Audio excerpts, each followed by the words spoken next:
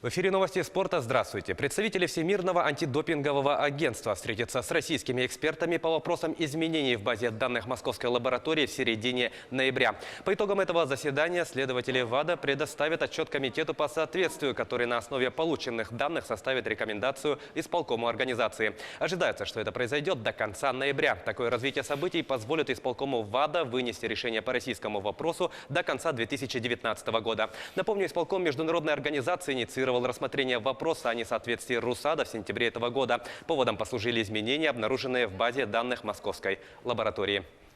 Футболисты московского «Спартака» потерпели поражение от тульского «Арсенала» в домашнем матче 15-го тура чемпионата России. Встреча завершилась со счетом 1-0. Единственный гол на 16-й минуте забил нападающий гостей Евгений Луценко. Для красно-белых это поражение стало первым под руководством нового главного тренера Доминика Тедеско. В предыдущих матчах лиги спартаковцы один раз сыграли в ничью и одержали 2 победы. «Арсенал» занимает 6-е место в турнирной таблице РПЛ, набрав 19 очков. «Спартак» идет 9-м, имея в активе 18 баллов. В следующем туре 10 ноября тульская команда дома сыграет с санкт-петербургским «Зенитом». «Спартак» днем ранее на своем поле примет самарские «Крылья Советов». В другом матче игрового дня РПЛ Оренбург одержал гостевую победу над екатеринбургским «Уралом» со счетом 2-1. В составе победителей результативными ударами отметились Джоэль Фамие и Рикарду Алвиш. Единственный мяч хозяев поля забил Эрик Бигфалви. Для Оренбурга эта победа над «Уралом» стала первой в истории. Ранее команды сыграли 2 встречи в ничью и 5 раз победу праздновали футболисты из Екатеринбурга.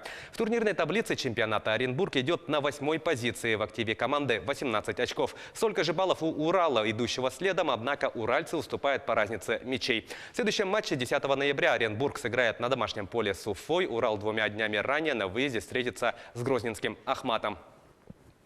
Футболисты команды «Ирбис-99» стали обладателями Кубка главы города Якутска по мини-футболу. В финале турнира ими был обыгран победитель прошлого сезона клуб «Барс». Игра за кубок прошла на паркете Дворца спорта 50 лет победы и завершилась со счетом 3-0 в пользу «Ирбиса». Авторами забитых мячей стали Евгений Кобзев, Александр Степанов и Дмитрий Каурдаков. Напомню, Кубок главы – это ежегодный турнир, открывающий зимний сезон футбола в столице. Уже на следующих выходных стартует чемпионат города, который будет проходить в формате лиги в 3 дивизионах среди мужчин и одном среди ветеранских и женских команд.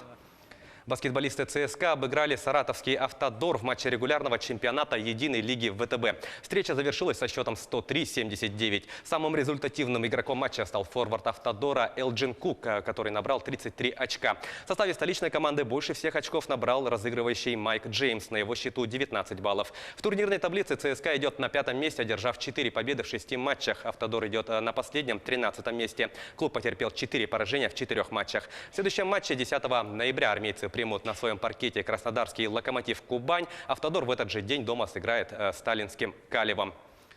Нижнекамский «Нефтехимик» со счетом 4-1 обыграл ЦСКА в домашнем матче регулярного чемпионата континентальной хоккейной лиги. В составе хозяев льда шайбы забросили Зият Пайгин, Йонас Энлут, Марат Хайрулин и Ильдар Шиксадаров. У армейцев отличился Линдон Вэй. «Нефтехимик» одержал 9-ю победу к ряду и обновил личный рекорд по этому показателю. В турнирной таблице Восточной конференции «Нефтехимик» занимает 5-е место, набрав 31 очко в 27 играх. ЦСКА является лидером Западной конференции с 39 очками в 25 матчах. В следующем туре «Нефтехимик» сыграет в гостях с московским «Динамо», а ЦСКА на своем льду примет столичный «Спартак». Обе встречи пройдут 12 ноября. К этому часу это все спортивные новости. Мы продолжаем следить за событиями в жизни российского и мирового спорта.